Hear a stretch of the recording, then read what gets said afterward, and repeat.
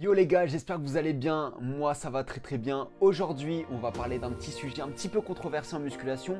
Alors je précise, je dis ça parce qu'il y a beaucoup de personnes qui disent que la motivation c'est un peu de la merde et qu'il faut être plutôt discipliné en musculation. Ok, c'est très bien tout ça, mais ça nous aide pas beaucoup à avancer. Et moi dans cette vidéo les gars, je vais essayer d'être un petit peu plus clair et de vous expliquer les choses simplement. Bien sûr les gars, avant de commencer, n'oubliez surtout pas de lâcher votre petit like. N'oubliez pas de vous abonner bien sûr, comme ça c'est fait, et d'activer la cloche, et on passe à la vidéo. Dans cette vidéo les gars, je vais faire les choses méthodiquement, comme ça je vais pas vous perdre. Donc on va commencer par des constats simples, des vérités pures et dures, comme ça on va tous avoir les mêmes bases. Premier constat, la motivation elle est fluctuante, c'est-à-dire qu'elle varie dans le temps. Ta motivation elle a des hauts, des bas, des fois elle stagne, des fois elle évolue, mais par contre en aucun cas ta motivation elle peut être constante pendant un temps indéfini. Deuxième constat, la motivation elle est pas innée les gars, et malheureusement il y a des gens qui pensent que c'est le cas. Les gars, il faut absolument s'enlever ça de la tête, parce que le problème avec cette idéologie les gars, je sais pas comment l'appeler, c'est que les personnes, la plupart du temps, les personnes qui se disent ça, en fait, elles se mettent des barrières à elles-mêmes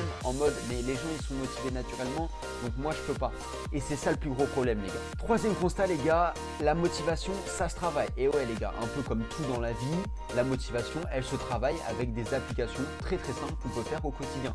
Et tu as de la chance parce que je vais toutes te les donner dans cette vidéo. Malheureusement, il y a beaucoup de personnes qui pensent pas qu'on puisse améliorer notre motivation.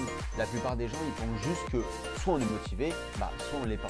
Donc c'est bon, les trois constats touchent à leur fin les gars, et je vais vous spoil un petit peu, mais juste le fait de comprendre ces trois choses et de les admettre les gars, c'est 80% du taf. Maintenant, on va passer à des choses un petit peu plus concrètes. Pourquoi on est motivé et pourquoi on n'est pas motivé. Déjà la motivation elle est composée de 6 paramètres.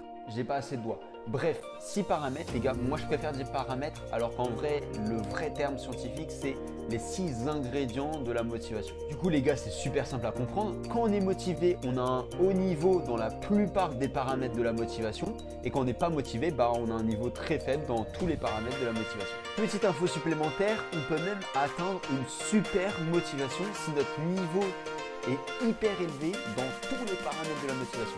Alors les 6 paramètres de la motivation, il y a le plaisir, le progrès, la compétence, l'autonomie, l'appartenance et l'engagement. Je sais que dit comme ça va pas trop t'aider, mais t'inquiète, on va essayer de détailler le plus possible. Pour être motivé, tu dois éprouver le sentiment de plaisir. Actuellement, c'est ce qui est le plus connu, on le sait maintenant un peu tous. Quand on fait les choses par plaisir, par bonheur, les gens on est content de le faire, on fait les choses beaucoup mieux que si on est contraint à le faire. Donc n'hésite surtout pas à rajouter un exercice ou un élément qui te fait vraiment plaisir dans ta séance. Pour être motivé, tu dois éprouver le sentiment de progrès. Le simple fait de progresser, de savoir que tu progresses, est un énorme boost de motivation qui va te pousser à progresser encore plus, à vouloir progresser encore plus.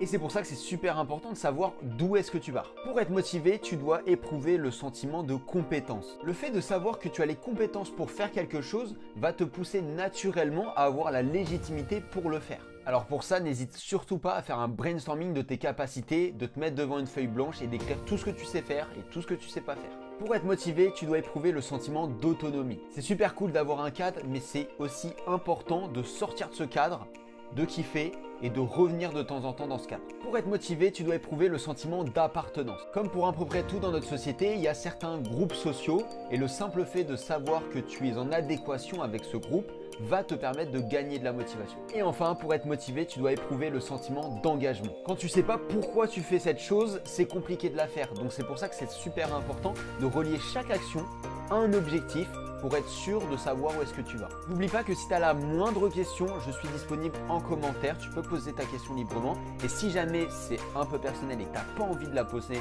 en public, tu peux m'envoyer directement sur Instagram, le lien est dans la description. Voilà, cette vidéo touche à sa fin. On a vu donc tous les éléments qui entrent en jeu pour avoir de la motivation. Donc maintenant, tu n'as plus d'excuses, tu sais exactement ce que tu dois faire. Si la vidéo t'a plu, n'oublie pas de mettre ton petit pouce bleu, n'oublie pas de t'abonner et d'activer la cloche pour ne louper aucune vidéo. Prends bien soin de toi et nous on se retrouve dimanche.